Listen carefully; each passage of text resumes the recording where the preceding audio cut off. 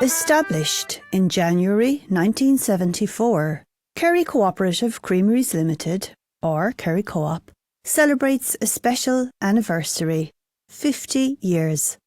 This podcast series has been created by Mary Lavery Carrig, based on the first board photographed together in January 1974. This is Mary, and you are welcome to A Chat with Mary, Voices from Kerry Co-op's story.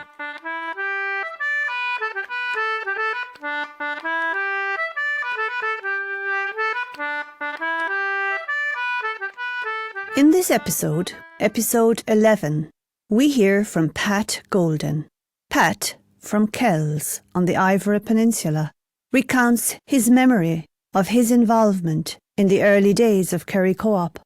My name is Pat Golden, Goldens of Kells, County Kerry. We're here recording in my home in Kells. I was a member of the first board of Kerry Co-op, founder member of the first board of Kerry Co-op, representing the Carsveen area. Carsveen Creamery serviced an area from Kells to Castle Cove. The main processing was done in the creamery in Armoon, but they had travelling creameries coming out to the outlying areas, collecting the milk, separating it, returning the skim milk to the farmer, and back to Carsveen then with the cream.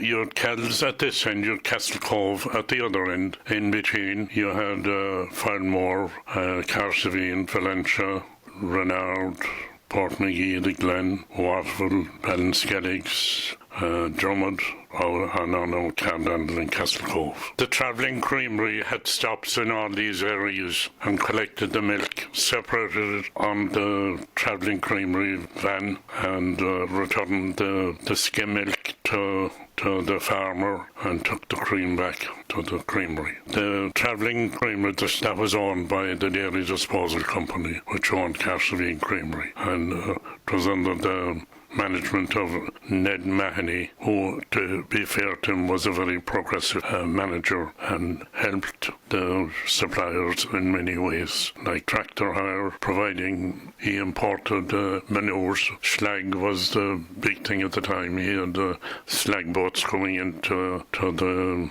Renard Point. He also started a piggery there, and at Christmas time he would collect the fowl and process the turkeys, and that was gainful employment at the time when work was scarce. The family farm, I was involved in that. My brothers and I, when we were going to school, from the time we were able to take the dog and gather the cows, we were stuck in farming, and before it maybe in mischief.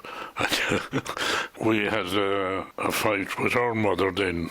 Well, not a fight, but a discussion with her when the three of us were in bed with the measles. And we made a bargain with her. If we kept the blinds drawn while we had the measles, that we'd be allowed to get up to milk the cows at 7 o'clock in the morning when we got better. We kept our side of the bargain and she kept hers. So from there on we were milking cows 7 o'clock in the morning, and earlier sometimes, hand milking them outside here in the quarry. And there was one cow, if she wasn't milked first, she'd kick all the others before and after, and she was first milked. Well, in 1970 I retired from the Guards and came back to take over the family business and farm, and I worked at that. Price of milk was getting very much the topic and how we could get more for it. There were moves afoot. I'll mention one guy here, John O'Donoghue of Valentia, was a very progressive farmer, and he was a member of the Kerry Agricultural Panel, and he would have known what developments firsthand that were going on in North Kerry, and the moves came afoot that the Dairy Disposal Board would be sold and a co-op formed. So there were a series of meetings locally then, and at one meeting I must have said too much because the word went out after that I was the man to represent the local creamery. So that was fine. And I didn't know this was going on until I was having a pint with one of my neighbours, Owen O'Neill, one night, and he told me, "Oh God, Pat," he says, "you're the man." No, Owen O'Neill was a very progressive farmer himself, but he said, "You're the man for that job." Incidentally, the same Owen, if he were alive today, he'd be pushing the Greenway, which is a new development down here.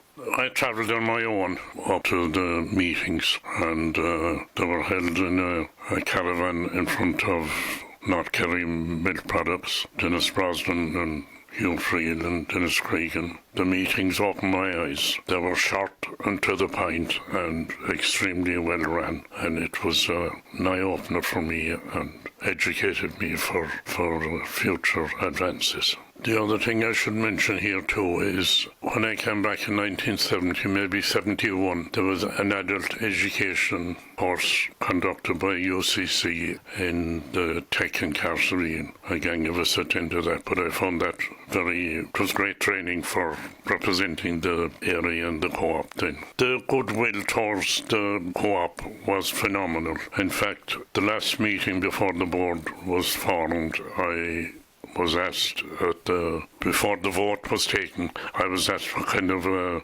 response would we get down Kerry, and I said at least 90%. And when we came back after to the first meeting afterwards, that was confirmed that it was over 90%, which was phenomenal. The man-child plan came in from Europe, and it frightened the BGFers or the people. The feeling was that by and large the people down here from the Down Bridge down would be driven off the land and there'd be no more farming. And that caught people's attention. And then milk prices, there was a big imbalance on milk prices compared with the rest of the country. And the prospect of better prices for milk, it was a foregone conclusion that they would vote for it. There were frugal times, you know. You had the minimum of expense up and down in the afternoon. It was tough sometimes, I suppose, all right, because at the time I was building a new house. I was planning to get married, which we got married in March of that year. You know, things were happening, and we were busy trying to run and develop a business and a farm, so it was every minute of every day counted, you know. The Carcerine area was wanted on board. One of the reasons why the government sold it was that it would be sold as a unit, that no area would be left out of it. So every area was canvassed. Even Dennis Brosnan came down and canvassed and met with the suppliers and spelled out his reasons or his ambitions for the project, and that was, they canvassed everywhere, and I canvassed, and the areas were well up for it, you know. When I went to a meeting, whatever developments were new, I came back and related it to the local committee, and they in turn would have passed it on to the suppliers. So it was very transparent what was happening. There are a number of reasons why Kerry Co-op was successful and became the biggie that it is today.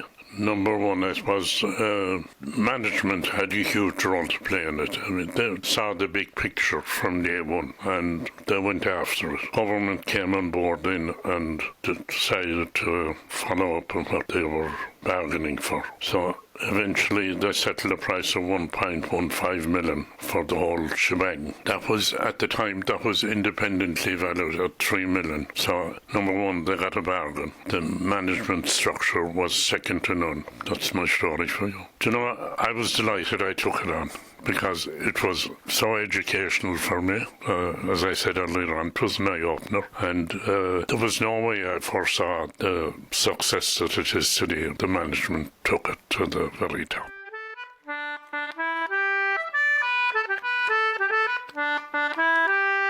I wish to say a sincere thank you to Pat Golden. Thank you too to Charlie Nelligan for concertina music. You have been listening to a podcast series, episode 11, from A Chat with Mary, Voices from Kerry Co-op's Story. This is Mary Lavery Carrig, and thank you for listening.